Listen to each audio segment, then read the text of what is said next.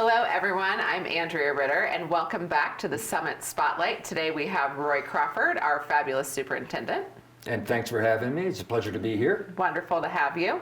And we also have Peder Hansen. He is our International Baccalaureate Specialist. So we are thrilled to have both of you here today. So thank you so much. Thank you. Yeah, thanks a lot. So I asked Peder and Roy to come to talk about our IB program because as a parent and even a newer employee, I don't know a lot about our IB program.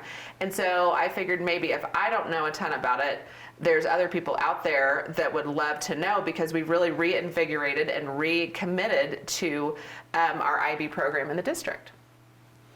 Yeah, we're really excited about that, particularly because it has really strong connections to our new strategic plan.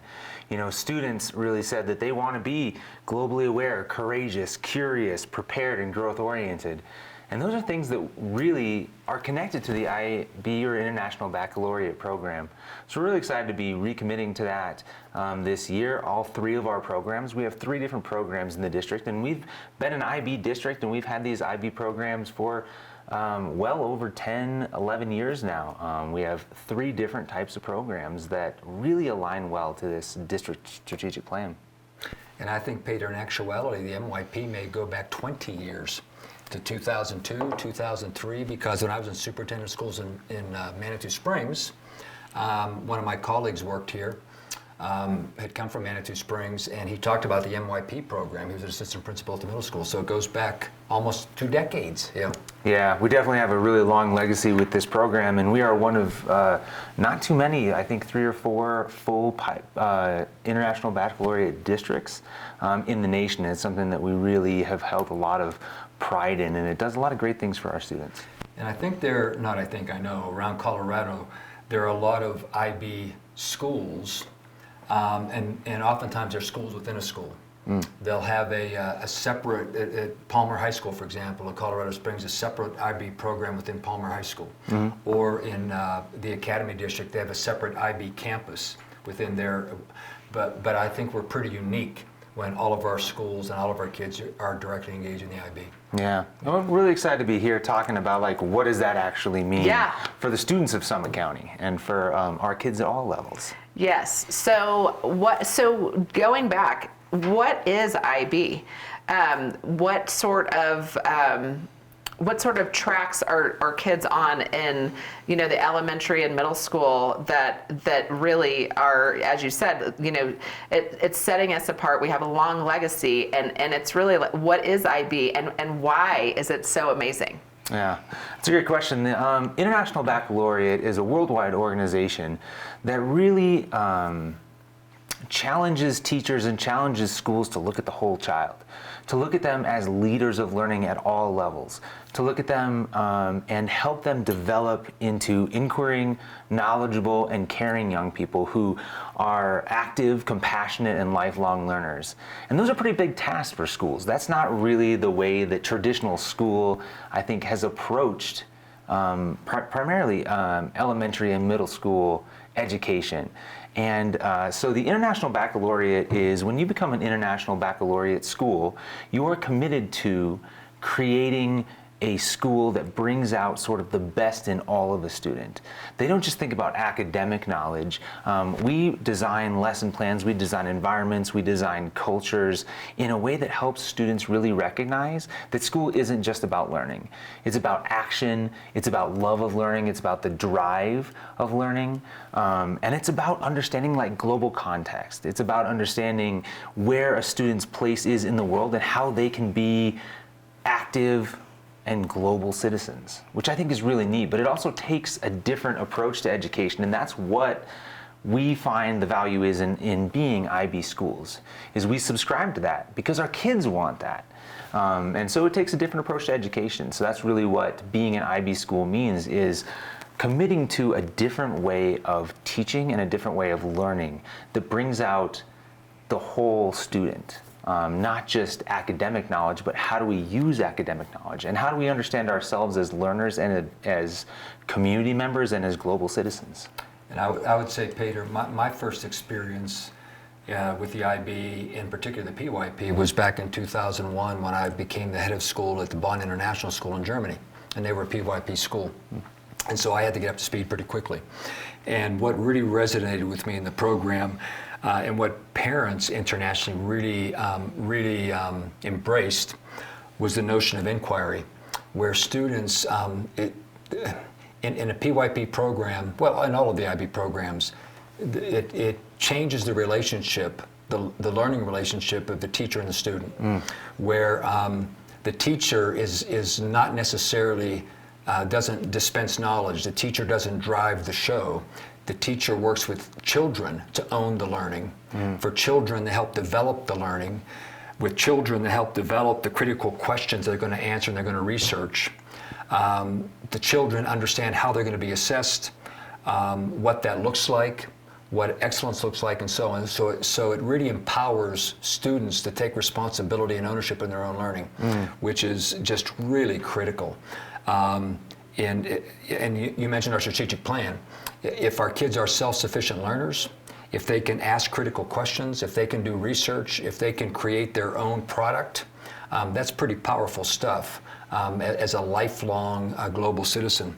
The other thing I would add to that too is all of the IB programs really lend themselves to differentiation. And so regardless of where kids are in their reading ability, in their writing ability, in their knowledge of mathematics or science or whatever, wherever they are on that spectrum of learning, units of inquiry and inquiry education allow them to access that on their own terms. And so if kids are really accelerated, the units can be differentiated to account for that as a student accesses it. So it really allows for that accommodating the needs of all kids in one program. I agree with that. And I think that, one thing I think, Andrea, is really important for parents to know is like, what does that look like for their kid? How does an IB education really change their child's experience from maybe what we experienced when we were in school, right? And we have 3 different levels of programs. 2 of those levels, all students in the district are enrolled in. Like you don't have to choice enroll. All of our schools are. All of our students are actually IB students through 10th grade. And so at the elementary school level, we have what's called the primary years program. And the primary years program really is about, I think, what Roy just talked about, which is like creating curious and self-motivated learners. We know that in traditional education, oftentimes kids lose interest. They start out really excited about school, and then they kind of lose autonomy, and they lose like the ownership of their learning throughout kind of their elementary career. But in an IB school, it really is the opposite. We want them to increase their ownership over their learning. We want to increase the ways that they use their learning. A great example right now that parents might be seeing of elementary school teachers or of elementary school students, particularly in the 5th grade, is a lot of our students right now are going through something called exhibition, which is actually a time where students get to drive their own learning. Frisco Elementary, for example, just completed their exhibition where they focused on one of the UN's goals for sustainable development. So there are 17 different goals. Students got to choose one of those 17 goals, do research on it, and then create a way that they would help solve that problem. And at the end of this long process, I think it was probably about 2 or 3 months, they actually got to have a fair where they presented to the community, to families, to parents, to other peers, to teachers, to community members, what their sort of research came out of and what their solution was for that for that issue. And so they got to completely choose their own pathway in learning. They got to choose the way that they took action.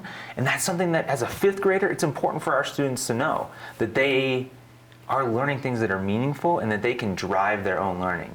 If we ramp them up in that way, then they go to middle school into the MYP program. And the MYP program actually isn't just middle school, it goes from 6th grade to 10th grade.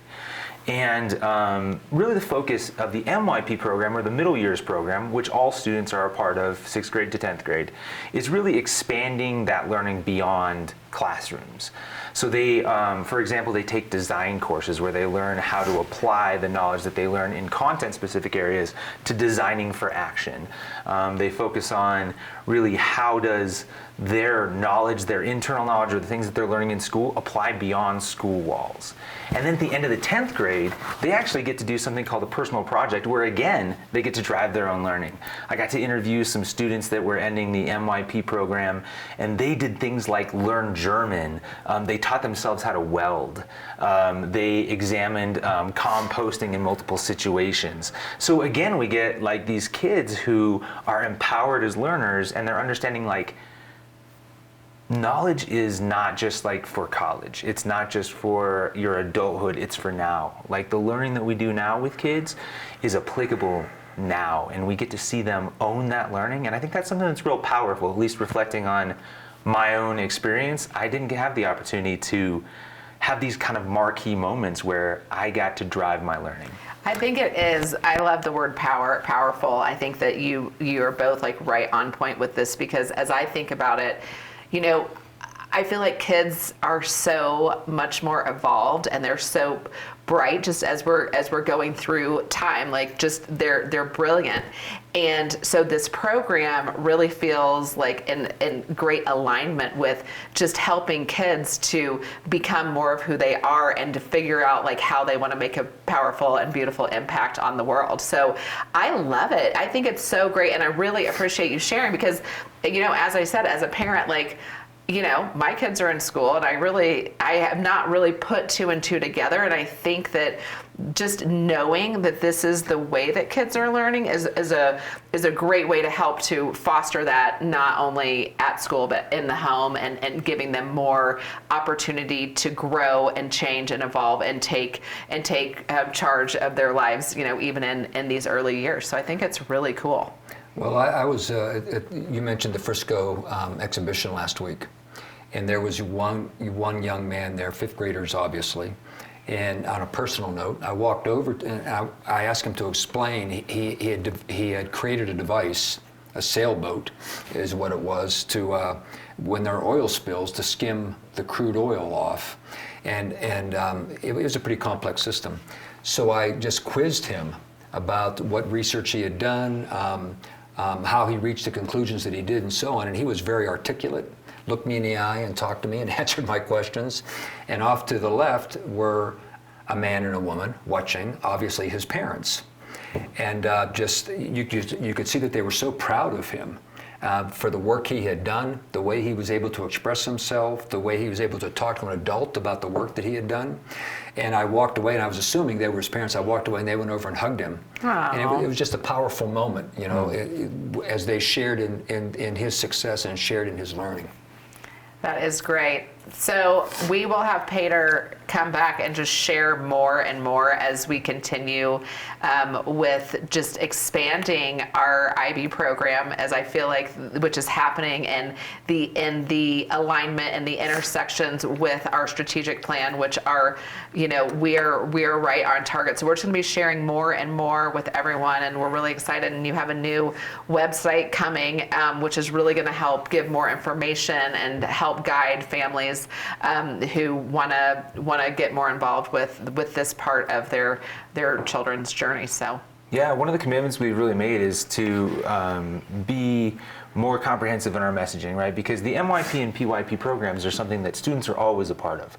However, one of the neat opportunities that students have starting in their 11th grade year is they can choose to enroll in the DP program as well, and that's something that's really important for parents and students to be aware of, because it provides, you know, the diploma program is really our highest level of the International Baccalaureate program, and it really is focused on deepening the learning, engaging in action, and really focused on post-secondary success through graduate credits, through high-level courses. So it's also something that we really want students and parents to be aware of. So we're really going to put a lot of effort into getting out that messaging and helping students really become aware that, you know, they are IB students up until 10th grade, and the opportunity to be a diploma program student is a really great option for their future success. that's so great.